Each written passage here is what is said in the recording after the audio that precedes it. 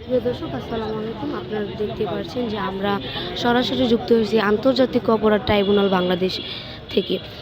আপনারা যেমনটা জানেন, জুলাই গণ অভ্যুত্থানের সময় যে সংগঠিত মানব বিরোধী অপরাধের মামলায় কর্মচ্যুতে প্রধানমন্ত্রী শেখ হাসিনা 3 আসামির বিরুদ্ধে রায়ের তারিখ ঘোষণাকে কেন্দ্র করে রাজধানী দূরে সর্বোচ্চ সতর্ক অবস্থান নিয়েছে আইনশৃঙ্খলা রক্ষাকারী বাহিনী।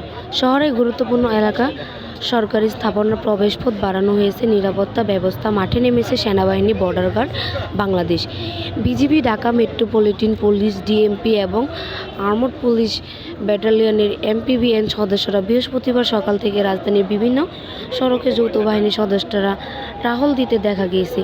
বিজিবি সারোয়ারা যান অবস্থান নিয়েছে কৌশলগত গুরুত্বপূর্ণ মোড়গুলিতে, শাহবাগ, ফার্ম গেট, বাংলা মোটর, কারণ বাজার বিভিন্ন স্থানে পুলিশ ও সেনা সদস্যরা সতর্ক টহল অব্যাহত রয়েছে। ডিএমপির পক্ষ থেকে জানানো হয়েছে, রায়ের তারিখ ঘোষণা ও কার্যক্রম নিষিদ্ধ দল আওয়ামী লীগের পাল্টা কর্মসূচিকে কেন্দ্র করে যে কোনো ধরনের নাশকতা বা সহিংসতা প্রতিরোধের বিশেষ নিরাপত্তা ব্যবস্থা নেওয়া হয়েছে। এই জন্য রাজধানীর বিভিন্ন গুরুত্বপূর্ণ স্থাপনায় 17,000 পুলিশ সদস্য মোতায়েন করা হয়েছে।